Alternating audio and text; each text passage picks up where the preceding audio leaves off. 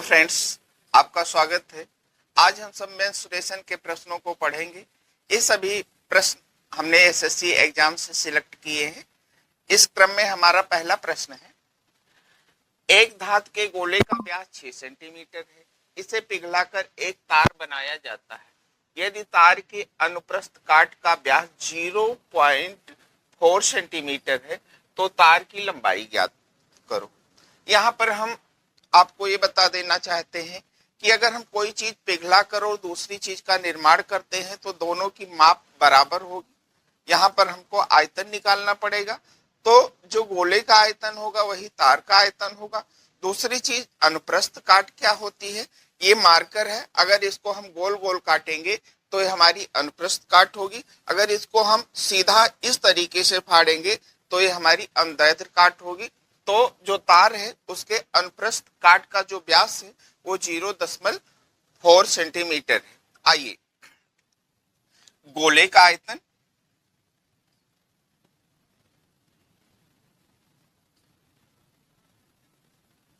बराबर बेलन का आयतन।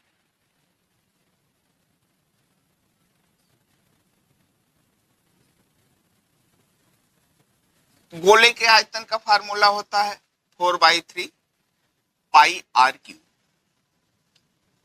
बेलन के आयतन का फार्मूला होता है पाई आर स्क्वायर एच।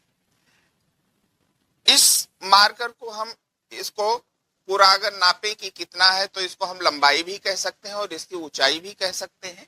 तो यहाँ हमने एच का प्रयोग किया है। एच का मतलब तार की लंबाई हमको निकालना है। तो हमारा जो एच है ये एल के बराबर में होगा, लंबाई के बराबर में होगा। दोनों तरफ पाई पाई हमारा है कैंसिल हो गया, 4/3। और इसका व्यास 6 सेंटीमीटर है तो इसकी त्रिज्या कितनी होगी, 3 सेंटीमीटर। 3 का हमने क्यूब कर दिया। इसका व्यास 0.4 सेंटीमीटर है तो इसकी त्रिज्या कितनी होगी, 0.2 सेंटीमीटर का होल स्क्वायर इंटू में एच कर दिया। 4/3 ये हमारा कितना हो गया, ये हमारा 27 हो गया।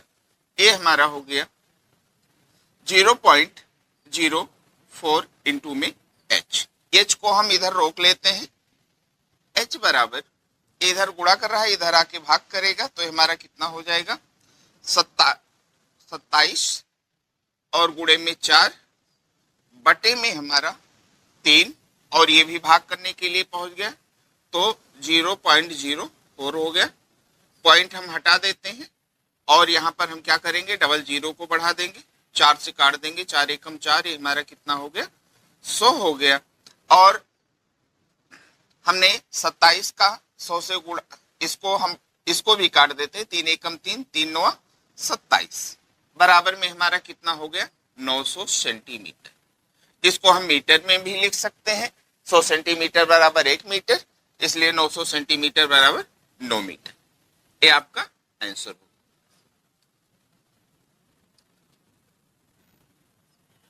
किसी गोले का पृष्ठीय क्षेत्रफल 616 सेंटीमीटर स्क्वायर है तो इसका व्यास ज्ञात करो।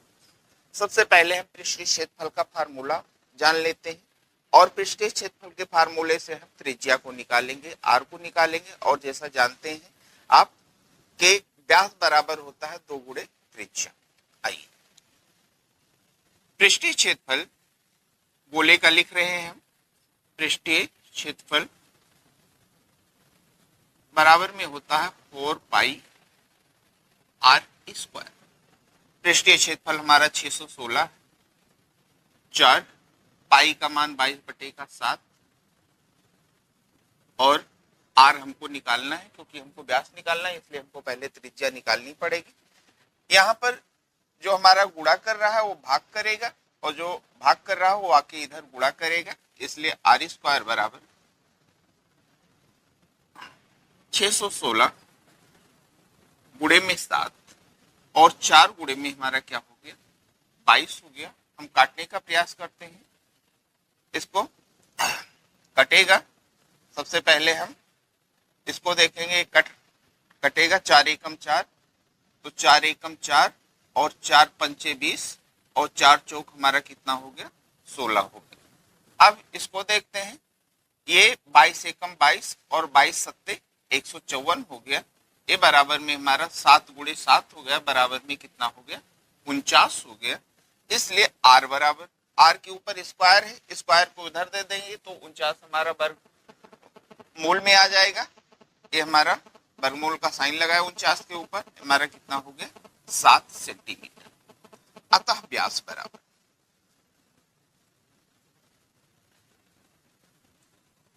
2 गुणे में आर, 2 गुणे में 7 बराबर में 14 सेंटीमीटर। ये आपका आंसर। 2 गुणे 4 गुणे 1 इकाई के आयामों वाले एक घनाभ।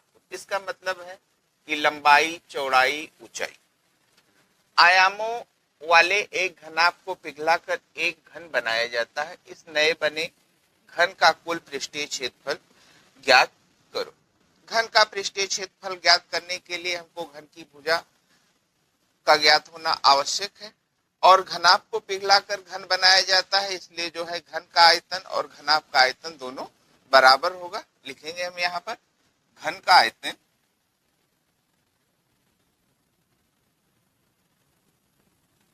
बराबर घनाभ का आयतन।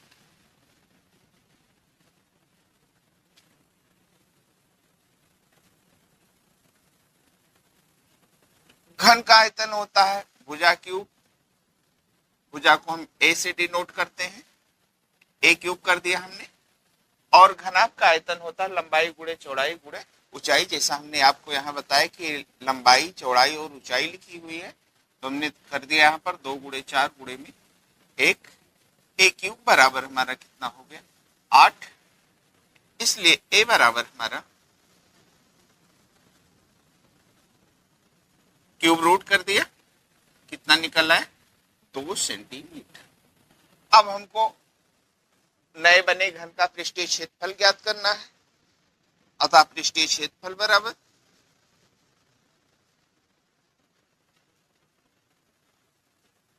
इसका फार्मूला होता है 6a², क्योंकि घन में कितने फलक होते हैं 6 फलक। फलक का मतलब साइड, तो और सारी साइड कैसी होती है वर्ग में होती है, स्क्वायर शेप में होती है, इसलिए हमने 6 कर दिया।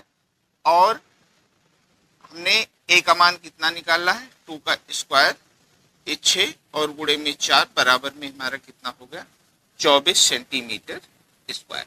नए बने घन का पृष्ठीय क्षेत्रफल कितना होगा 24 सेंटीमीटर स्क्वायर। एक समलंब आकार के खेत का क्षेत्रफल 1720 मीटर स्क्वायर है, और इसकी समानांतर भुजाओं में एक भुजा की लंबाई 48 मीटर है, तो दूसरी भुजा की लंबाई ज्ञात करो। यदि समानांतर भुजाओं के बीच की दूरी 40 मीटर है। सबसे पहले हम जानते हैं समलंब की आकृति कैसे होती है। इसमें दो भुजाएं ऊपर नीचे वाली ये समानांतर होती हैं, जबकि अगल बगल वाली दोनों भुजाएं ये समानांतर नहीं होती हैं, ये किसी भी डायरेक्शन में जो है जा सकती हैं। यहाँ पर हम देख रहे हैं कि एक भुजा की लंबाई हमारी कितनी है 48 मीटर है, और एक की हमने यक्स मान लिया, और इन दोनों भुजाओं के बीच की दूरी हमने 40 मीटर कर दी, और पूरे का क्षेत्रफल हमारा 1720 मीटर स्क्वायर है। समलंब का क्षेत्रफल बराबर होता है 1/2, फिर विद इन ब्रैकेट में पहली भुजा प्लस में दूसरी भुजा और गुणे में ऊंचाई होता है। दोनों भुजाओं के बीच की दूरी कह लें या हम ऊंचाई कह लें। आइए इस फार्मूले पर हम रख देते हैं जो यूनिट हमारी दी हुई है। क्षेत्रफल हमारा 1720 है, रख दिया 1/2। पहली भुजा को हमने x माना, दूसरी भुजा हमारी कितनी है 48, ऊंचाई हमारी कितनी है 40। हमने 2 एकम 2 और 2 विषय हमारा कितना हो गया 40 हो गया। इसको हमने काट दिया। ये 20 आके इधर भाग करेगा, इधर गुणा कर रहा है, इधर आके भाग करेगा, तो x प्लस में 48 बराबर में 1720 बटे में हमारा 20 हो गया, 0 से 0 कट गया, 2 एकम 2 और 2 8 16 और 2 छक हमारा कितना हो जाएगा 12 हो गया। x प्लस 48 बराबर में हमारा कितना हो गया 86 हो गया। इसलिए x बराबर हमारा कितना हो गया 86 और माइनस का हमारा 48 हो गया। घटा देंगे 8 और 3 38 मीटर। दूसरी भुजा हमारी कितनी हो जाएगी 38 मीटर। यही आपका आंसर हो जाएगा। 8 गुणे 6 गुणे 6 इकाई के आयाम वाले घनाभ से 0.5 गुणे 0.5 गुणे 0.5 इकाई आयाम के छोटे छोटे घन काटे जाते हैं। तो छोटे घनों की संख्या बताओ। छोटे घनों की संख्या बराबर घनाभ का आयतन बटे में घन का आयतन होता है। अगर घनाभ के आयतन को हम एक घन के आयतन से हम भाग कर देंगे तो हमको छोटे घनों की संख्या पता हो जाएगी। घनाभ का आयतन जैसा आप जानते हैं लंबाई गुणे में चौड़ाई और गुणे में ऊंचाई होता है और घन का आयतन होता है ये क्यू। आइए हम यहाँ पर देख रहे हैं कि घनाभ जो है लंबाई चौड़ाई ऊंचाई दी हुई है। 8 गुणे में 6 गुणे में 6 कर दिया और एक घन की भुजा दी हुई है। कितना दी हुई है 0.5 a क्यूब है तो इसको भी हम 3 बार लिख देंगे। 0.5 गुणे में 0.5 3 पॉइंट है। एक एक अंक के बाद में तीनों को हमने हटा दिया और यहाँ पर हमने 3 जीरो को बढ़ा दिया 5 से काट दिया। 5 एकम 5 ये कितना हो गया 1200। फिर 5 से काट दिया ये हमारा कितना हो गया